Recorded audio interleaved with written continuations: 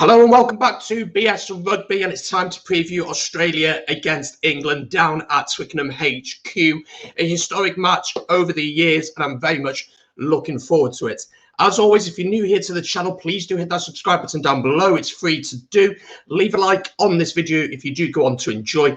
And of course, get your predictions in the comments down below, as this is a massive game this weekend. England against Australia, live watch along. It'll be our third of the day. Coverage starts at 5:15 with kickoff at 5:30. There'll be a link in the description to head over to the stream, and also in the I button above. Do join us for that. Let's talk about the two teams. And England come into this game off a very comfortable win against Tonga. They did the basics well. They got the win and won very, very comfortably. But for the Aussies, it was a different story. This Scotland team beating the Aussies in a fairly close game. A couple of interesting decisions there from the referee, but Scotland beating the Aussies, and that good work that they did in the Rugby Championship now is a little bit of a distant memory. The last time these two teams met was back in 2019 in the Rugby World Cup. England getting the win there in the quarterfinals, 40 points to 16. Well, the last time they faced at Twickenham was way back in 2018. This time again, England winning 37 points to 18. You do, in fact, have to go back to November 2015 to the World Cup then, since Australia beat England last. The final score in that one was 33-13 in favour of the Australians. So Australia have not beaten this England team in over 6 years. So it'd be a big ask for them to turn up at Twickenham and spoil the English party. Now, there is breaking news around the England squad, and we'll get to that in a second. But let's have a look at the original team that was put out by Eddie Jones earlier on in the week. If we start at fullback, then Freddie Stewart plays at fullback. Manu Tuilagi on the wing. We'll chat about that in a little bit more detail later on. Johnny May plays on the opposite wing. In the centre, then Owen Farrell and Henry Slade. And the big talking point, of course, is that Marcus Smith starts at 10 in this game. Ben Youngs partners him at halfback. If we move over to the forwards, Ellis Genge is in the front row. We'll get on to him in a second.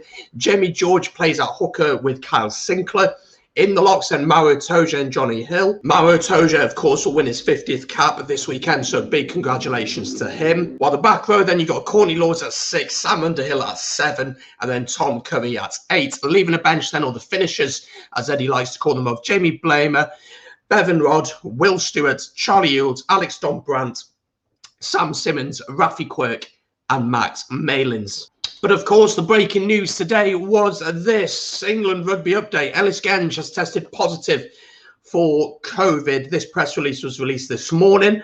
It says here Genge returned a positive PCR test on Friday morning from a test taken on Thursday morning, 11th of November. He immediately went into isolation. No other positive test results were received among players or staff. The group has undergone an additional round of LFT and PCR testing today, and the squad have trained this morning at Twickenham Stadium ahead of tomorrow's match. So that's the announcement for them. So Ellis Genge will not be involved. We're waiting to see at the time of recording who will replace him.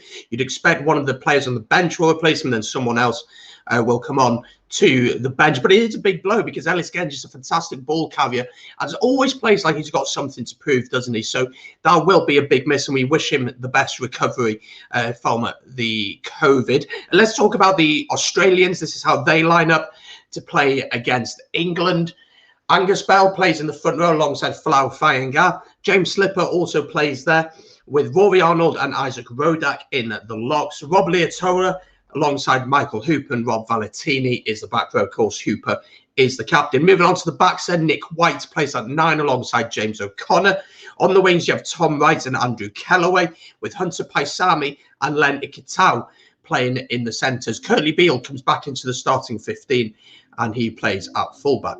If we have a look then at the reserves for this Wallabies side, it is Tony Latu, Tom Robertson, Oliver Hoskins, who will earn his first cap, of course, if he comes on. Will Skelton, Pete Samu, Tate McDermott, Noah Loloseo, and Isaiah Perez. So those are the two teams. Do let me know, as always, your thoughts on those teams in the comments down below. We have to talk about this man for England, Marcus Smith. Very, very excited to see how he gets on. Of course, he came on against Tonga, played in the summer against the US and Canada, and has absolutely been tearing it up for Harlequins in the Premiership. And I think Eddie Jones has finally had to acknowledge him, has finally had to say, all right, he's playing that well, I can't ignore him. You can't leave an asset that good out of your squad. If he's available, you play him.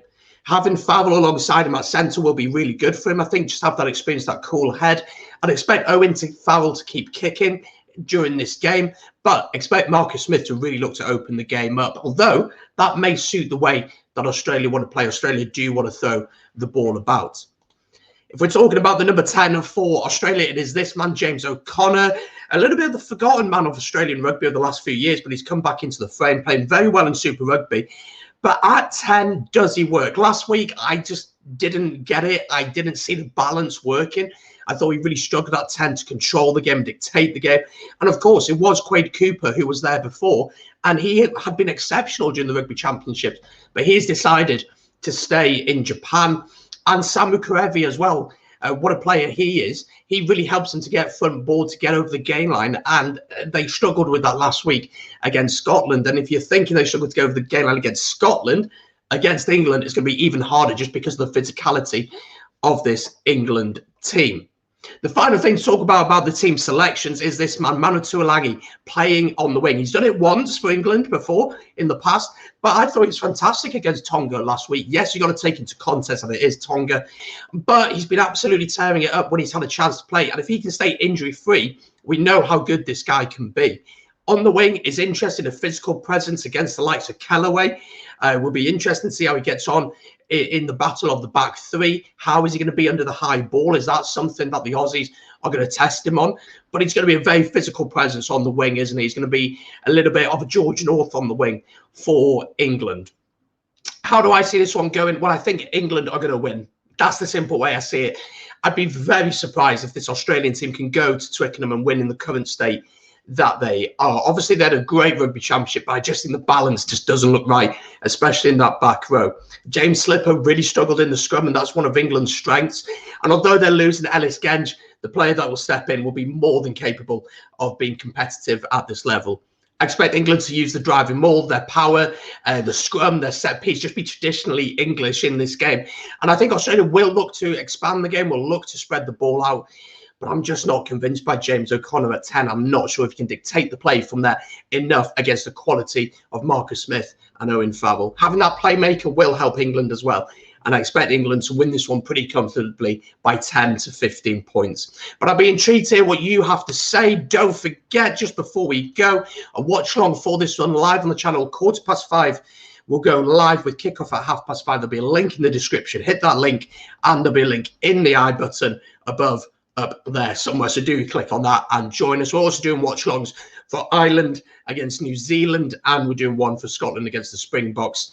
And of course, on Sunday, we'll do Wales, Fiji. So there we go. That's my preview. Hit the subscribe button, leave a like. Interested to hear your thoughts in the comments down below. And I'll see you tomorrow for the watch alongs. Peace.